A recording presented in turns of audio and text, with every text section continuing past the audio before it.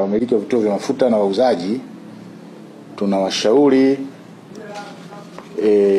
kwa kipindi hiki ambako tunaelekea kwenye hiyo 9 Disemba yao pamoja na mambo mengine, basi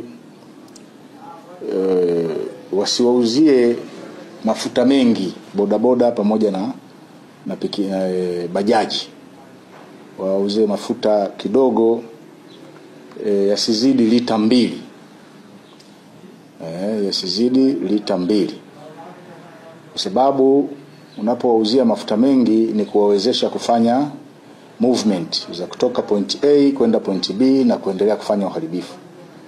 Kwa hiyo mafuta yanapokuwa mengi ni kama yanahamasisha, yanawapa nguvu ya kuweza kusafiri kutoka sehemu moja kwenda nyingine hawa waharibifu.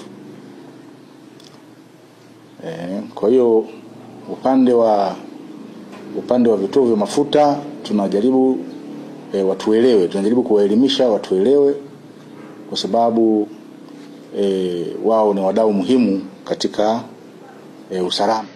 Lakini pia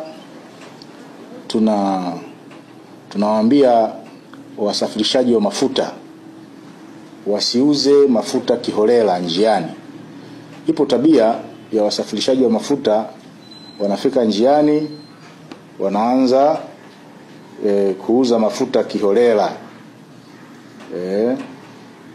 Na sisi tumejiimarisha kufanya doria katika maeneo hayo kwenye vituo vya mafuta pamoja na kufuatilia magari ambayo yanasafirisha mafuta.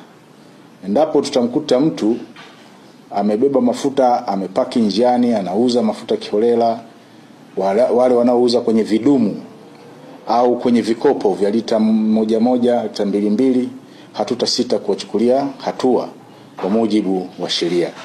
Kwa sababu watu wanaonunua mafuta kiholela kwenye vidumu, kwenye vichupa vidogo, hao ndio wanachukua hayo mafuta, wanaenda kuharibu miundombinu na kuchoma majengo ya watu pamoja na majengo mengine ya serikali.